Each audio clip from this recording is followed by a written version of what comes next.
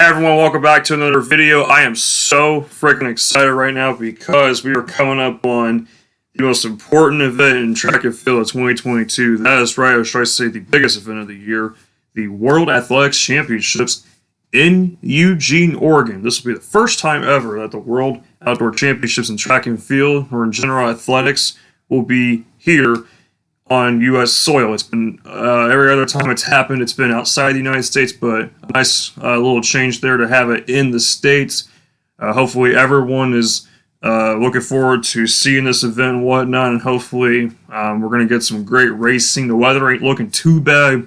Keeping an eye on the forecast will be important because the Pacific Northwest region can get very hot this time of the year, but in the initial days of this event, the weather looks pretty good. But yeah, I'm going to go ahead and do a series of medalist prediction videos for you guys. If you recall, I did this with the Tokyo Olympics last year. I did fall short on doing the rest of those videos. I do apologize about that, but I will change that this time around, of course, and make sure that I actually do all the predictions that I wanted to do. So there's going to be roughly 9 to 12 videos you see over the next like 11 days or so. Doing my best to predict who I think the medalists will be. And of course, as always, going to talk about noticeable participants. So we're going to start things off with the men's marathon. I'm going to go kind of a little bit in reverse chronologically with the events because get the men's marathon and then the men's 10,000 meters out of the way right before this event starts. Of course, the men's marathon is set to take place Sunday morning at 9:15 Eastern or 6:15 Pacific a.m. Let's go ahead and see some of the noticeable participants that I picked out for this event. Now, one thing to note, the world record holder, Eliud Kipchoge, will not be in this race. I thought he was going to be, but he'll be racing in Berlin at the end of September, but should still have an exciting race nonetheless. One thing I'm going to do a little differently with these series of videos, try to make it a little more interesting, kind of take note on who the defending world champion is, and runner's personal best that could be like an area record for their country or whatnot. So let's kick things off with Cesa of Ethiopia. Has not run this year. As a matter of fact, he hasn't finished a marathon since 2020. A little scary there. I'm not sure if I'm confident in him for this one. He is the defending world champion from 2019. He ran 2:10:40 in that race on a very hot and humid night in Doha. That's why they started the marathon at midnight local time. He does boast a personal best of 2:04:45, but that was back in 2013. Goodness, I was just thinking perspective. I was 15 years old back then. My God. Galen Rupp of the USA. Of the 3 USA athletes, or 4, how many there are. There's some events too, but the USA somehow has like 5 people, for instance, in a single event, which is kind of crazy. I was thinking it'd be like 4 at most.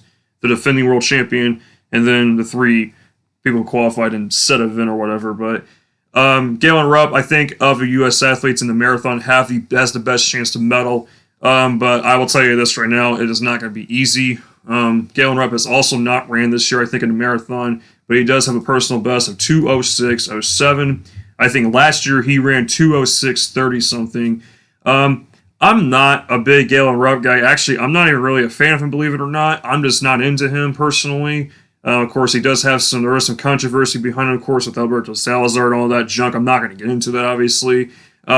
He was basically trying to kind of mimic every move Eliud Kipchoge made in the Olympics last year, and that backfired because Rupp completely had a disastrous last 12 kilometers at Tokyo. Jeffrey Kimwora of Kenya. Kimwora, of course, healthy now. He had the accident that happened back in 2020, broke his tibia, and ever since then, he's been kind of doing the marathon a lot more. One thing to know about Kimwora, he usually shows up in big races. No, he didn't race well at Boston, but every now and then you're going to have a bad race. But I would not put it past you for Kimwora to win gold here, I'd say, because Kimwora usually performs very well at the big stage. His marathon personal best is 2:05:23.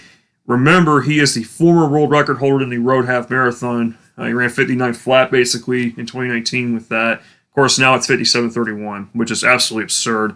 Lawrence Sharon of Kenya, I think he's probably the favorite possibly in this. There are 2 guys you can argue who are the favorite here based off of time. Experience, I'd say Sharon possibly. He's ran 2:03:04. He's consistently one of the fastest marathon runners in the last several years, maybe ever. 2:07:21 is his best time this year, where I think he finished, second in the Boston Marathon, 7th, I cannot recall. No, I think he finished second. It was behind Evan Chebet.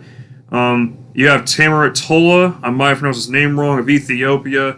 It's going to be a big battle between Kenya and Ethiopia. I can already tell you that right now. I'm already getting that feeling. But Sharono, with Kipchoge not being in this race, Sharona's probably thinking, you know what, this is my opportunity to show that, hey, I can win too. So Sharona's got a history of being fast. Tola's also pretty fast. Lately, Tola's really showcased his marathon powerhouse stance, that's for sure, or his powerhouse finesse. 2:03:39 from late last year. He ran 2:04:14 at Tokyo. Same race Kipchoge won in 2:02:40. Tola is very dangerous. He could medal. He actually won the bronze medal in Rio in 2016 at 10,000 meters. Mosen and Garamu might also be a favorite to win this race as well, along with Sharono. They might be the two favorites in terms of time. Garamu, he has run really fast in the last few years, although he has kind of struggled to replicate under 2:04. But I wouldn't say that should really hinder you in your picking process. Garamu ran 2:02:55 at London, second place to Kipchoge. Very interesting now. Garamu is the silver medalist from Doha, by the way, in the marathon. He only finished 30 seconds behind Cesa. Daniel do Nascimento from Brazil, a young and upcoming rising superstar in the marathon. He holds the Brazilian record in the marathon. He shattered it. I think it was a 24-year-old record I read. Nascimento's only 23. Also, though, here's the thing. He's the same runner that collapsed twice in Tokyo. So the heat and him are not friends, especially, it sounds like, in terms of racing hard in high heat humidity. But the forecast is Sunday for Eugene. It's looking like it's going to be beautiful, probably in the upper 50s. But Nascimento could be a dark horse to medal. Abdi Nagy is the silver medalist from Tokyo. Speaking of Tokyo, in general, he's ran just under 2:05 this year for his personal best. Sefu Tura is noticeable because he's run fast. He kind of gives Ethiopia an edge to try and really help bolster, possibly trying to sweep the podium, I should say. Bashir Abdi, he just ran the European record in the marathon last year. He's of Belgium, 2:03:36. Got a few 2:03s in here. That's crazy for personal best. He's ran 2:05:23 this year. Kengo Suzuki of Japan, he holds the Japanese record of 2:04:56. I don't know if he can medal, though. I think it's going to be coming down to Kenya and Ethiopia in this race, like I said. Speaking of Kenya, Barnabas Kiptum, he's only run 2:07:35 this year, but he's run much quicker from last year. So, picking medalists with this race is just absolutely absurd. It's absurdly hard because the marathon is a distance where it's a race where anything can happen in 26 miles. Someone can easily drop out. Something can happen. It's just picking my medalists here was so difficult. So this is kind of who I just went with. My bronze medalist, listen, at least one Ethiopian, one Kenyan, in my opinion, are going to medal probably. There's a pretty high chance of it. So I took my chances, and I'm going with Tamirat Tola to bronze. Garamu can do it too, but I got Jeffrey Kamworor as silver because my thing with Kamworor is, again, I've noticed he usually runs very well in bigger races. He's got quite a bit of hardware, that's for sure, in terms of medals. So he's known to have been consistently very fast, and that definitely helps you for sure when you're putting it all on the line on the big stage. My gold medalist might seem pretty obvious, but how I was talking about him, Lawrence Sharono is going to be my gold medalist. I just think Sharono is going to have that vibe of, it's my turn now. It's my turn to do it. Not trying to say that there's something bad between him and Kipchoge. It's just Sharono's like, hey, for Kenya, it's my time now to be able to help out Kenya as well, of course, in the World Championships, to win gold. Remember, too, Sharono faded to 4th place in Tokyo. I'm sure that has him on edge a little bit, too. But you can have Gariboo medaling, you can have Abiy medaling, you can have any Ethiopian medaling, you can have any Kenyan medaling most likely. Even Nascimento, I wouldn't put it past you with him either. Galen Rupp could medal, but I'm just not sure. Like, I don't know.